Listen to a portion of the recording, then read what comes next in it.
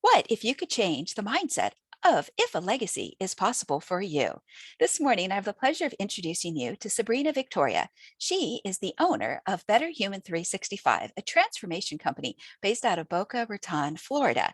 My name is Angelina Carleton, and I'm the hostess of the Design Your Legacy podcast, where I look to distill the best practices, positive examples in action, and the best ideas to inspire you. Welcome this morning, Sabrina. Hello, how are you? Very well, very well. So I know that we have chatted before, and you are definitely a self-made success, and you've made some hard decisions sometimes in life, and as to whether or not you walk away from affluence and begin anew. So where would you like to start if you were to think about the final chapter of your life and your legacy? My final chapter. Somebody just asked me the other day, and they were asking me if I knew I was going to die tomorrow or like in a year, what would I do? And everyone's, I'd go on vacation or I'd quit and I would keep working. I am so dedicated to the empire that I am building, the community and the mission of what I am on. I mean, if I could have any outcome, my goal is to have a university that's competing with education in the means of like what education is today, but have it all mental and emotional education in Those a skills. college like atmosphere, where people can come and they can take classes on all of the things that they don't teach us in church and in school. I mean, it's unbelievable the amount of knowledge that's out there that people do not know about. Absolutely. And I know you have a funny story in your background about buying a car as a female, but we'll get to that later on. So what is your mission? If you could distill it down to one sentence, what would you say? My mission, educate. Okay. Okay. That's it. Okay. Educate. We don't know enough. We think that after high school or after college, that's it. And that's just the tip of the iceberg. Yeah, absolutely. Well, I think people are very surprised because they get blindsided in life, whether it's by green mail or black mail or any of those kind of subjects that are a little touchy and dark, but still they can find themselves blindsided. And then they look to the past of, where's my toolkit to lean into? And so it's almost like starting brand new again. Yes, 100%. So is there anything you would like to share regarding your background to give some context to the listener or to the viewer? Sure. I was raised as a Jehovah's Witness. Most people know that as being a very strict religion. Everything was fine until I ended up pregnant mysteriously at the age of 20. And when that happened, I had to make a decision on whether or not to keep my baby or abort my baby, because I do believe we have a choice. And I chose to keep my child. Because of that choice, I ended up disfellowshipped or disassociated from my entire community, everybody and everything I'd ever known for the past 20 years, literally just abruptly stopped within, a few days of my parents knowing and the church and community knowing. I was completely ostracized from my entire life, basically. Moved in with baby daddy, gave birth to my son. About 3 months in, church sat down with me and they said, you either need to marry your son's father or get rid of your son's father, because you can't just be playing house. So I made a tough decision. I broke up with him, and that led me down a whirlwind of just financial distress. I basically fit the stereotype of a single mother. Everything that you stereotypically think of what a single mother is what I was. I was suicidal. I was just a complete disastrous mess. And when I say poor, I mean like digging in your couch cushions for change, finding 74 cents, going to the gas station, putting 74 cents in my gas tank, and my gas monitor still registering as empty. That's how poor I was. It was absolutely horrendous. So it's been a long ride through, abusive relationships and financial distress to the 10th power. I am where I am now. I love sharing my story. I think that it's so important for individuals to recognize that it's not all glitz and glam, but you can pave a path for yourself if you are educated with the right material on how to do that. Yes, I know one of the things you shared before we started to record was that if your pain was for naught, and you definitely wanted to be able to speak into the tougher moments so that if there's a listener out there, they know that A, they are not alone, and B, that there is a remedy, there is a light at the end of the tunnel, and you're living proof of that. 100%. I don't want my pain to be for nothing. The turmoil that I went through for I mean 2 decades is insane. Mental abuse, emotional abuse, sexual abuse, financial abuse. And what was the point of going through it if I decide to never speak on it? That's how we connect. We connect through our stories. And once people recognize, wow, you've been through something similar to me, and now look, you're okay. You made it Everything's through. okay. Yes, Yes. she's smiling, she's vibrant, she's living a life, she's no longer in that spot. It gives people hope. It does. It does. So I'm going to say a statement to you since you left a 13-year narcissistic marriage, and you're not the only one that's out there. There's lots of individuals, not just women, but individuals that find themselves trapped. So I'm going to say this line to you, and the line is, some people will demand all they want from others until the human spirit breaks. So where did and do you find your joy after overcoming what I saw as entrapment and hard times? Where do I find my joy? Where did you find it and where do you find it Where today? did I find it? Oh, snap. Okay. So the one of the reasons why I run a podcast is because of the lack of voices. So Okay. when I was in my dark spot, one of the things that I would do is I would scour the internet looking for regular females like me who have a similar story to me who got out. Unfortunately, there wasn't a whole lot of those. And because there wasn't a whole lot of those is why I do what I do now. And I surround myself predominantly with females because we need to keep sharing our stories. They need to be out there because I know that I'm not the only one scouring the internet looking for just normal people. Because there wasn't a whole lot of those, I did find myself in the arms, metaphorically speaking, of a lot of men who told their stories of hope. Les Brown was a huge inspiration for me. Joe Osteen was a huge inspiration. Lewis House, Sarah Blakely, Barbara Cochran, individuals who have a story. Their beginnings were not fun at all. And they share their inspiration of how they did it. And I pulled power from that. And I had faith. I just told myself that if they can do it, I can do it. If they can do it, I can do it. If they can do it, I can do it. I reminded myself of that daily. I found power in that. I found joy in that. I found happiness in that. And that's what really kept me going. Lovely. So positive role models. Yes. Yeah. Everywhere. Good, good. So they exemplified it. And then you knew that there was a pioneer. So therefore, you didn't have to just do it all on your shoulders. Because I think sometimes people fall into this idea of like all or nothing, or it's just them. And there's not a network of others that are out there. Yeah. Yeah. Yeah, Okay. there is. You just have to find it for sure. And I think a lot of it is too, people get tied up in, I don't have anyone next to me. That was a big thing for me because I was with an abuser. So they isolate you on purpose. So I didn't have really too many outside individuals that I was communicating with on the regular who I could feel comfortable sharing my story with in order for them to say like, what you're going through is totally messed up, in order to let me know that. So the only other option I had was books or video. Yeah. I just want to comment on that. So it doesn't get normalized.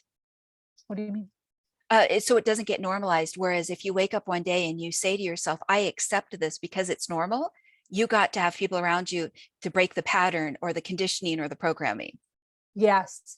Yes. And that's what it literally exactly what you said is what I would say to people. So the few people that I did have in my life in and out of the 13 years I was with that abuser, Um, one of the main questions I would ask is I would tell a story and I would say, is this normal? That's literally what I would say. Is this normal? Because I had nothing to compare it to on whether or not what he was doing, how he was treating me, the situation I was in is like worldwide. Am I just being, because he had me convinced that I was being overly sensitive, drama. And they were, the few times that I was able to do that, they'd be like, no, this is wrong. This is bad. This is not good. And that's what really led me down a path of seeking out how to do it. Well, what is normal? Yes, I might call that post-traumatic growth, but we'll get to that in a moment. So I want to read another line to you, and then I'd love for you to respond. In search and rescue, there's a statement that you can't always save everyone, but you chose to take personal agency of the small and the big actions over time. It didn't happen in 1 year. It was definitely gradual. So you didn't fall through the cracks. And so I'd like you to respond to that, because when I look out into this world today, I see more and more people falling through the cracks. But I also want us to be positive and have you speak into, how did you not allow yourself to fall through the cracks? So this is kind of a heavy story. It was not easy. There was a certain point where I was living in Pittsburgh, Pennsylvania.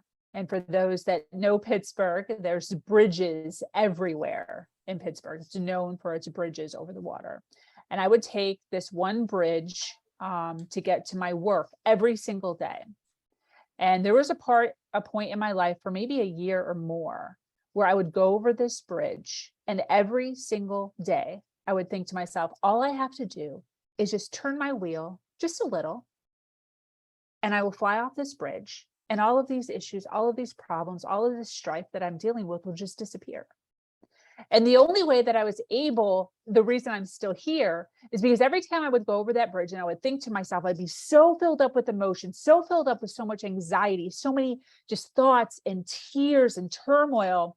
And all I would say is, I can do it tomorrow.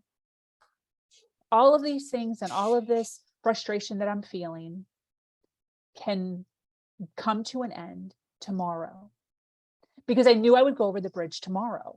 And that's literally what got me through that year or so of just complete disaster with what I was going through at that point, mentally and emotionally, was just tomorrow. It's just getting through that one day. If I can just get through this one day, and if I can't get through this one day, that's fine, because I can just do it tomorrow. And it's really a sense of, I want to say, like, curiosity. I want to say, what if? It's a sense of not feeling done. And what happened is I basically just, through that process, while I was reading, while I was pulling, while I was trying to make sense of it all, just recognizing that I had to save myself. And what's interesting about this is sometimes people will try to save you, right? I try not to ever like downplay that. My parents did try to save me at one point. My best friend did try to save me at one point, but also you have to be ready to be saved, So, and some people put that with God, like sometimes God helps and like has things happen, but if you're not ready, so it is, you really have to be your own advocate. You really have to be there for yourself. You really have to, stand up for yourself and find that power within you. It does take time. And my whole thing is just one day at a time. If you're in a distressful point in your life, if you're in a area or a mental, emotional area where you just can't, just one more day, just one Yeah. more day. Well, yes, absolutely. And you also walked away, though, from, I think you said, multiple houses, a business that was in multiple states, a white Mercedes. It wasn't Yeah. necessarily, you know, a comfortable, easy decision. No, it was not. And that's one of the things that I'm actually very honest about with my story.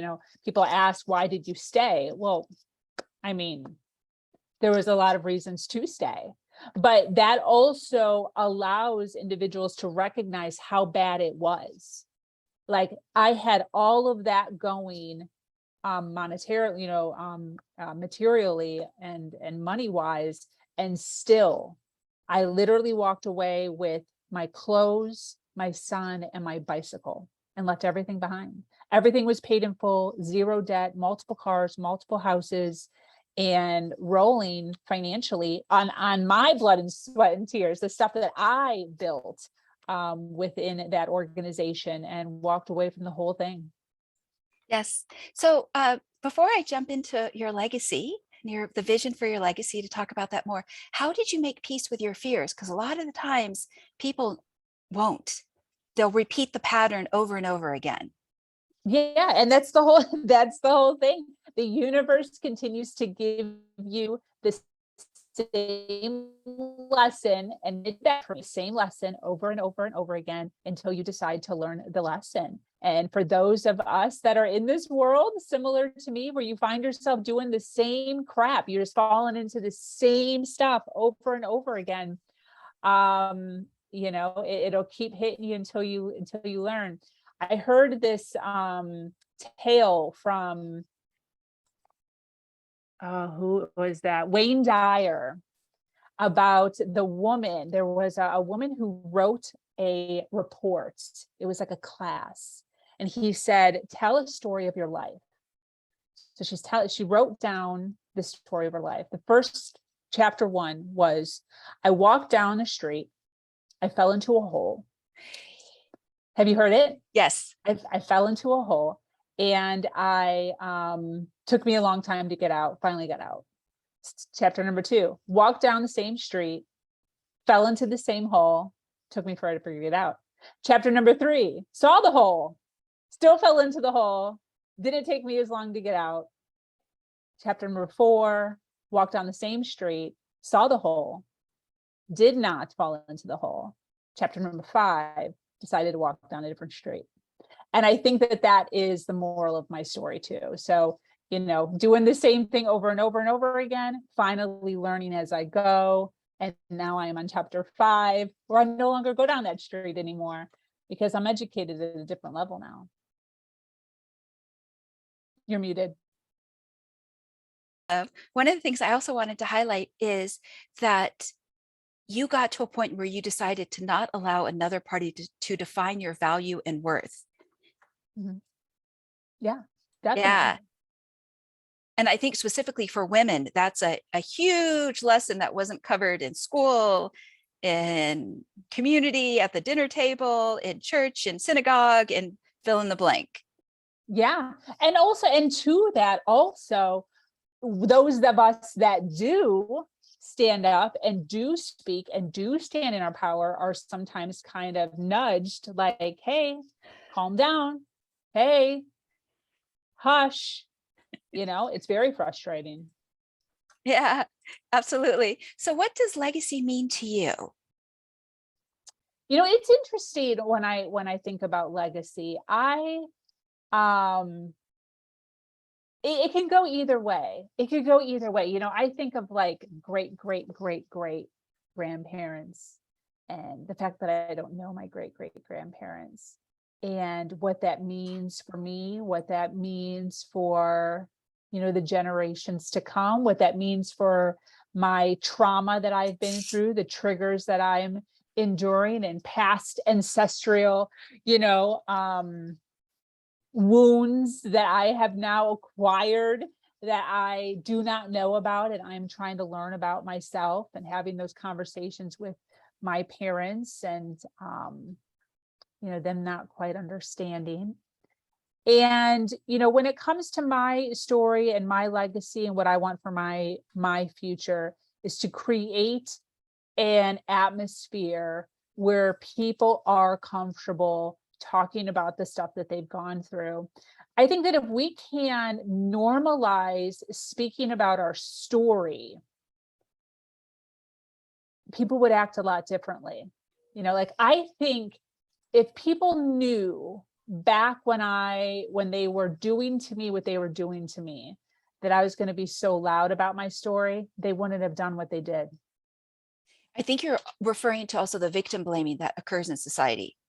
Yeah, it's like, That's what I want to do. I want to create a legacy of it's okay to speak your story. And the fact that you're speaking your story will actually save other people, because the more that we're talking, the more nerves happen around whether or the more thought that goes into whether or not people are going to act the way they originally would have acted, knowing that we now have voices, we can now write books, we can now have YouTube channels, we can now have podcasts, anybody can share their story. And that's what I'm really trying to push. I'm trying to push, first of all, educating yourself, and second of all, learning how to use your voice and learning how to tell your story. I think it's so important. And I think that that is a very powerful legacy, and I'm very excited about it. Yes, very nice. What were any positive role models at that time? You had mentioned Lewis Howes, Les Brown. Yeah. Was there anyone before age 10 or even today that still inspires you? Ooh, before age 10, Well, they just say that the first 10 years are our most formative years. I would say Oprah Winfrey. I talk about Oprah Winfrey And you're all from the the time. Chicago And that was, area. yes. So that was probably around age 10. I think that I try very hard to emulate who she is and her mission as a woman, and following her footsteps for a gazillion reasons, including what was the point of her doing what she did if we're not going to step into that role. I think that it's important for those of us that have the ability to be a leader to use her as an example and not let that whole story go in vain, and for us to stand in her power that she has left for us to be able to then open the door for other people. Absolutely. So she set the foundation, and now who's going to come Yes, along? Yeah, 100. yeah. What is that expression about standing on the shoulders of giants? Yes, absolutely. For those who Because have what's the the, point? Mhm. Yeah, For those who can that's, see it, and for those who are looking. yep, Yeah. 100. What would you say are some of the values that you get to honor? And I think some of these questions are really important because we don't ask them enough. Like, I don't need to know your favorite sports team per se, or your favorite, right, artist. I mean, those are great, but let's go a little bit deeper. And I just want to ask, like, what are those values that guide you? What are the core values that when you lean into them, you feel alive compared to imprinted by hard times in the past? I think authenticity is huge for me, and choice is huge for me. As far as two words that I'm constantly coming back to, a lot of people choose a different word every year. They're like, my word this year is, for me, if it's not authentic and I do not feel as if I have a choice, that's when I really start looking around for what is going on here. Because everybody always has a yes or no on whether or not you should or shouldn't, um, according to you. And then also how real are you being? Looking around your friends, looking around your family, looking around your community. Are you shape shifting from area to area? Can you be your authentic self? And if you're not, how much time are you spending with those people who you're not capable of being yourself? And limiting that time to a very small amount, and making sure that you're spending the most amount of time with the individuals that you can be your authentic self. Yeah, I'm still curious. How did you find your strength? Because a lot of people would have given up. You know what's interesting about that? My parents asked me the same question. Now looking back, I'm now reconvened with people, and everything is better. And they will say that. They'll say, I don't even know, you did not get that from us. I don't even know. And I used to, for a very long time, say it was my son. I used to say my son, who's now 18, my son's 18 now. I did this for him. I pulled strength from him. And I do think that that is true, to a degree. However, as I've been, diving into self-development and personal growth, I recognize that the promises I made to myself. And when I say those promises, when I was making the promises to myself to get out, to find my power, to never give up, I recognize that now that those promises were actually being made to my younger self. So I made those promises when I was 22, and then again when I was 24, and then again when I was 30, and then again when I was 30, 36. And those inner children, right? Even though 36 is that an inner child? Sure, because when I'm 80, 36 will be a child to me. That is an inner child. And I made promises at each time during that to that person at that time that I would not, whatever, and that I would climb, whatever, and that I would do whatever it took, whatever that is. And as I'm going through my journey and through my life, I am making promises in that present time to the present me that I am going to do. And then every year that I get older, those promises have to stay. They have to come true because I made it to myself, to that person. And now it's my obligation as now an almost 40-year-old to make sure that I'm not breaking those promises that I made to myself along the way. It's so important, so important. I really view myself as a community. I really do. And it's something that I wish I would have seen a long time ago when I was in that era of time where I didn't feel like I had a community. I had so many of myself that I'm needing to do it for myself in and around me. And now that I know that, and now that I see that, it's just so much, there's so much more power there. Yeah, I think what you're shining the flashlight into is integrity. Yeah. Yeah, some people will put themselves last or in fourth place, or it'll be nice when I can finally honor that promise to myself. And then 15 years goes by compared to 15 minutes. Yeah. Yeah. Yeah. That's exactly what happens. If And you you could, turn around and you're like, oh my gosh, where did the time go? yeah. And what's interesting is if we were to talk about personal agency for a moment, we're held accountable in grade school, whether it's private or public school. And then when we become an adult, those handrails aren't there anymore, the framework, the structure. And we either create it for ourselves with the community around us, or we can just procrastinate and compromise. Yeah, Yeah. definitely. So I kudos think that, to, and I honestly think that that's one of the reasons why my foundation of my company, I put so much emphasis on time, organization, procrastination, because fear had me stuck for so long, and not recognizing how fast time was going by, not recognizing the fact that I was procrastinating in a relationship that I knew wasn't serving me. If I would have been more aware of that stuff that I now teach, I feel as if I would have been able to pull myself out of that a lot sooner than I had. well, fear causes people to freeze. Yeah, Yeah, in that's the what brain, the happened. fight, flight. Yeah. Yeah. Yeah. If you could have one message with a megaphone to the listeners, knowing that they've got private battles, struggles, that they don't have anyone to talk to about it, whether it's pride, that they won't pick up the phone and call a coach or an advisor, what would your one message be? You know, it's interesting every time I get this question. It's so simple.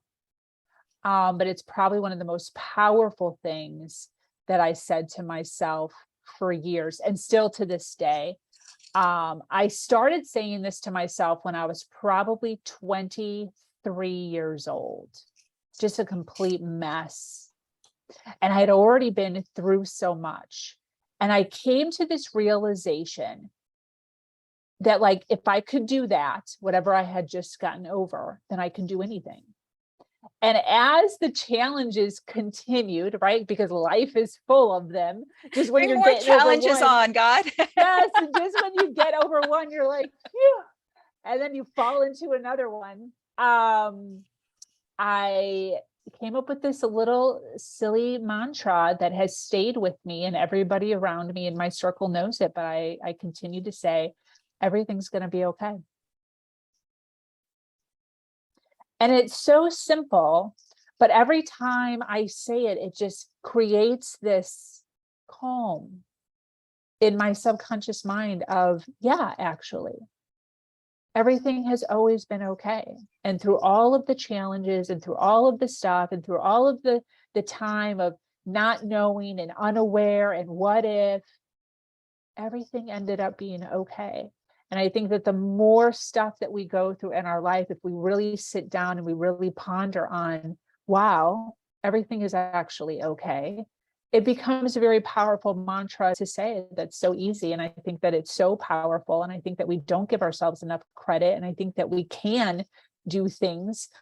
We can do all the hard things, as they say, and we are capable. And I think that that's such a powerful thing to know, recognize. Yeah, I just wanted to acknowledge for a moment that these are some of those private conversations that we oftentimes have in our heads, but we don't know who to ask, how to frame it out, what to think. And sometimes it's the simplest response of like what you just said, it's going to be okay. Yeah, Yeah. And that's, everything's fine. yeah. Yeah. It's one of the things that I do, and that's one of the things I teach my clients and anyone around me who's telling a story, that one of the first things I do is, first of all, everything's going to be okay. And then second of all, what's the plan? And if you can just get with everything that's coming your way, if you can just do those two things, sit in the everything's going to be okay for just a moment, and then, start working on a plan. It just eases everything. It's supposed to be easy. These things are not supposed to be as dramatic as we think they are. Well, in the moment though, our neural net's a little freaked out. Like, Yeah, but that's where personal growth, and that's why I speak so highly. And this is what the Human Better 365 platform and curriculum is all about, is yes to what you said, yes, and everything's still going to be okay.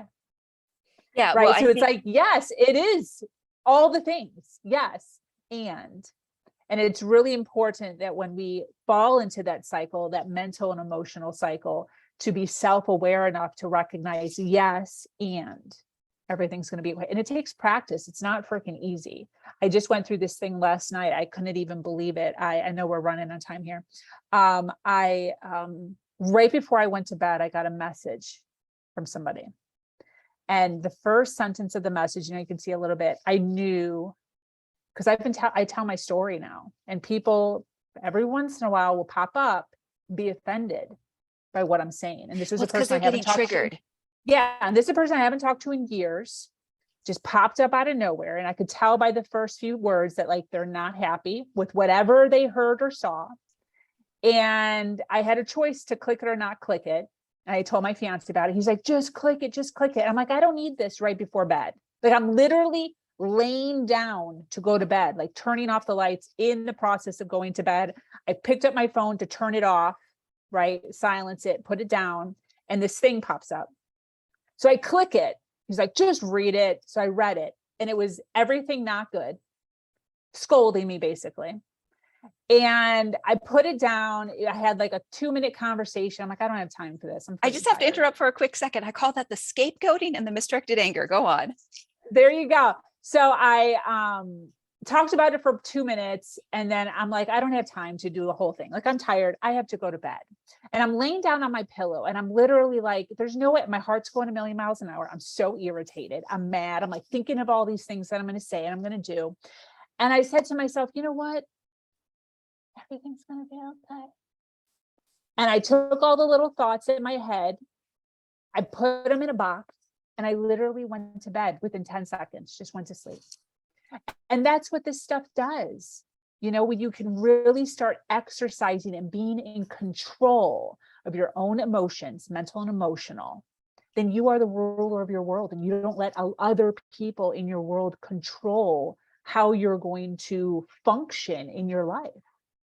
Yes, I just wanted to acknowledge you again for the fact that you wanted to do better and get better, because some people don't want it. They will stay Yes. in the valley. Yep. Yeah. And That's you're willing, victimhood. right. And your willingness to learn. Some people are too proud to learn. I'm too good to learn that. Yep. And so they All won't the do this. time. Yeah. All right, so let me ask you one more question before we wrap, and that is your vision for your legacy is creating an amazing school, whether that's a university, an online academy, or however the semantics of how you might describe it. How are you developing and executing that vision today? The ladies, all the ladies in my community, I am consistently pulling in dozens and dozens of ladies to me every single month, sitting down, having conversations, collaborating, getting people on my vision, um, coming up with a list, and first of all, starting it virtually and with the means of finances, obviously, eventually pulling it into a physical location. But yeah, it's in the works right now as we speak. And every single day, 7 days a week, I am meeting, I am greeting, I am creating, and I'm building. Lovely, lovely. Um, what's the best way for someone to reach you as we come to a close? Yes. So everything is at my just main website, which is sabrinavictoria.com. Sabrinavictoria.com. That's my name. And then all of my companies and projects and all the stuff that I'm working on is all very easily clickable on that website, including my social media.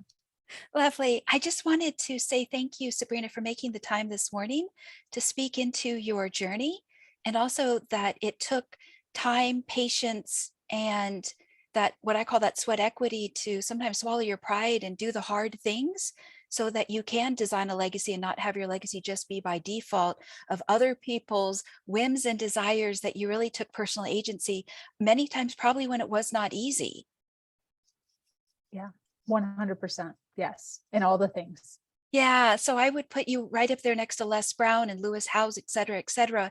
And I think that for any young person or any person who's listening or watching, that they see your example, your living example, as a positive role model, that no matter what they are facing in America today or their location in the world, that they can rise above, that there is a path forward, that they don't have to walk it alone. So thank you very much. Yes. Thank you. Okay. And for anyone who's listening on Apple Podcasts, please rate and review. If you're watching on YouTube, please like and subscribe. Thank you so much for joining this week. And thank you to Miss Sabrina Victoria for her courage to speak into her story as well as into her legacy. Thank you so much. Thank you.